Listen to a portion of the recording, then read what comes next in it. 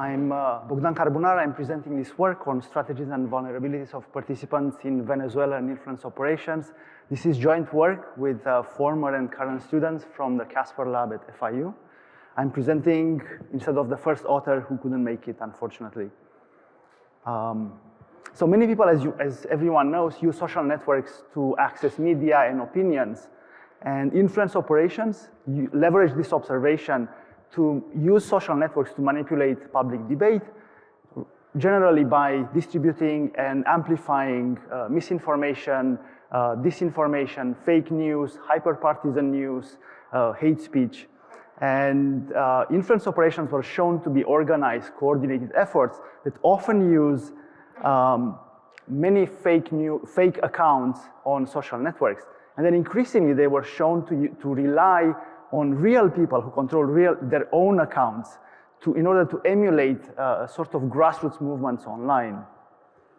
And previous efforts to study influence operations can be categorized in roughly three categories: either journalistic efforts or forensic analysis of traces left by influence operations on social networks, or forensic analysis of data sets of influence operations detected and released by social networks, or user studies that looked at how regular people react when exposed to misinformation.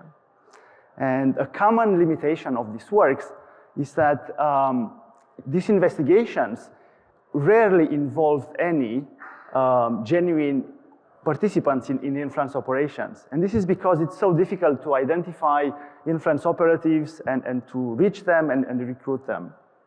And so this is exactly what we're trying to do in this work. We study the perspectives, we study influence operations through the perspectives of participants in such campaigns. And so for this, we identified several Telegram groups that are being used by operatives in Venezuela.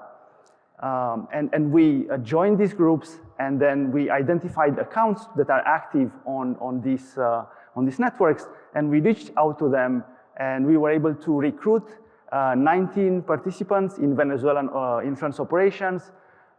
They had a verifiable history of such activities, and they had at least 500 followers. We also conducted quantitative investigation. We collected data over 4 months from 34 Twitter accounts controlled by these 19 participants. And we collected from them more than 260,000 Twitter posts that they posted over these 4 months. Just to give some context of this study, it was conducted in the early 2021 around the Biden inauguration.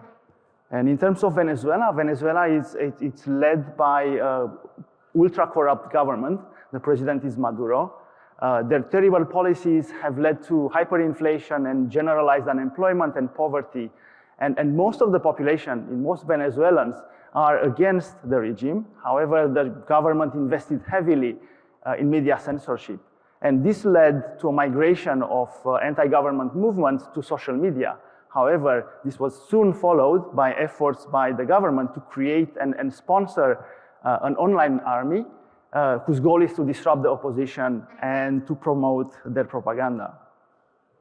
So we had 19 interview participants, and so this consisted of 14 pro-government, which we denote in the following by PG, and 5 opposition or OP participants.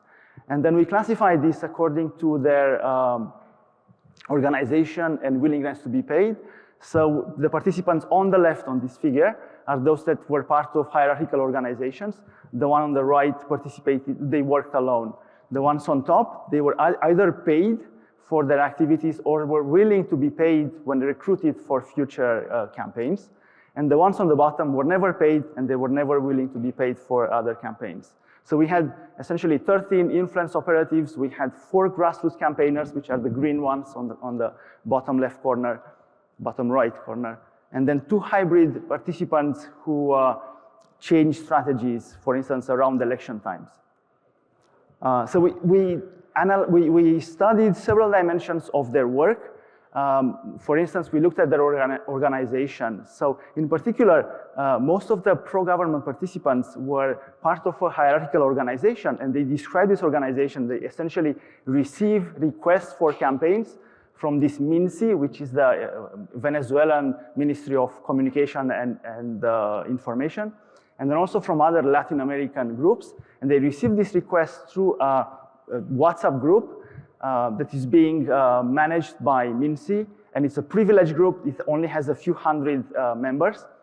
And in this group, they discuss and decide every day the hashtag and the narrative for the next day. And then several of our participants were somehow administrators. So they organized their own communities of operatives, and they had their own WhatsApp groups or Telegram groups that they used to communicate and synchronize with these communities. And every day they would get the hashtag and the daily narrative from the MINSI group, and they would distribute it to their own communities through their WhatsApp groups. And then the individual operatives would integrate these hashtags and narrative into their posts. So we also asked them, why do they participate in these activities?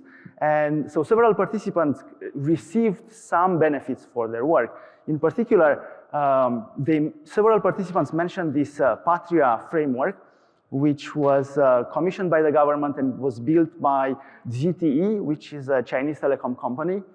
And so essentially participants install the app on their devices, and then the apps record their online activities and distribute rewards. So they reveal several types of rewards.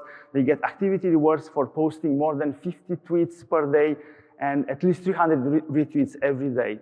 They also get a bonus if their posts receive a lot of engagement from their followers, also monthly bonuses. And then we also had participants who had more of a gun for hire behavior. So they would be recruited by individual politicians and organizations, and they will be paid in a variety of ways, including receiving monthly food packages. We also asked participants if they would be willing to participate in other campaigns, and several participants were indeed willing for this, particularly if conditional on payment, if they receive enough money to support themselves in these activities, and also some conditional on the campaign orientation, whether it aligns with their views or not. We also asked them how do they acquire engagement from their followers, and they revealed several strategies, and all of them are in the paper. I'm just going to focus on this peer-based strategy, where they essentially take the tweets that they post in Twitter, and they send them to their WhatsApp or Telegram groups. And then other people who are active on these groups, they go and engage. They retweet, like, respond to these tweets. And just an observation, this is likely to lead to lockstep behaviors where members of one group are likely to engage with the same content roughly at the same time. Also, participants revealed a keen interest to identify the techniques used by social networks to detect their accounts. And so one such technique is to look at accounts that are too active, that post too many activities in a day. So to avoid this, they reveal strategies to limit their activities, and also to avoid post-automation tools. And this, indeed, we verified that out of more than 260,000 tweets that we collected posted by these participants, only a few tenths were posted from post-automation tools. We also asked participants how many accounts do they control in various social networks. So on this plot, we have the participant IDs on the x-axis and several social networks where they revealed accounts. And the circle sizes are proportional to the number of accounts revealed by participants. So what was interesting is that only a few participants claim to control fake accounts on several networks. In particular, one had 10 accounts on pretty much the most important social networks. But most of the other participants only had the main account, where they would perform their main activities, and they would have a backup account. They would groom this account in time in order to duplicate the followers from their main account. So then when their main account is being suspended by Twitter, they can switch to the backup account, and they can continue their activities, they can continue getting engagement, and then receiving all the rewards through the Patria ecosystem, and while they try to convince Twitter to unsuspend their account. So we use findings from the interviews to build this map of strategies and techniques used by participants in influence operations. And then we identified several vulnerability points, these VPs for several strategies. I'm going to discuss just a couple of them. So one vulnerability of their strategies is that anyone, including researchers, can identify the daily hashtags and the narrative that is being promoted by these participants by simply joining, finding the Telegram and WhatsApp groups used by these communities and joining these communities. And this is not difficult because for most of these groups, they are open membership, and this because they are desperate to get more members to help with this work. So once you join a group, you can not only identify the daily hashtags, but you can also identify the accounts that are active in Twitter. Many times they refer to each other by their Twitter handles in these groups. So it's easy to identify people who contribute to these campaigns. And then again, you can identify accounts that engage in lockstep behaviors. Another vulnerability is the fact that they use an ecosystem, right? Like this Patria, it's a group of apps. So social network clients, once installed on the devices of users, they can identify if they have any collocated apps that are from this framework. And then they identify devices that are likely controlled by operatives. And then they can use the IPs of the devices to identify the Twitter accounts that are registered on the device. So in conclusion, we conducted semi-structured interviews with influence operatives in Venezuela. We identified several strategies and vulnerabilities. And so our main conclusion is that instead of trying to censor and suspend the accounts of operatives, it's better to try to reduce the reach and impact of influence operations. And some strategies to do this, suggested strategies, one is to classify participants in influence operations into operatives and then unwitting participants. And unwitting participants are essentially accounts that follow operatives, but they don't really engage or seldom engage with the content that they post. And then instead of censoring operatives, it's better to monitor them and try to identify their strategies as they evolve and identify new vulnerabilities, keep track with their activities.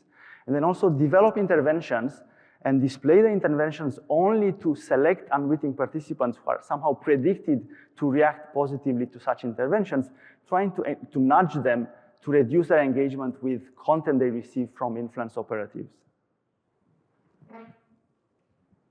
So any questions?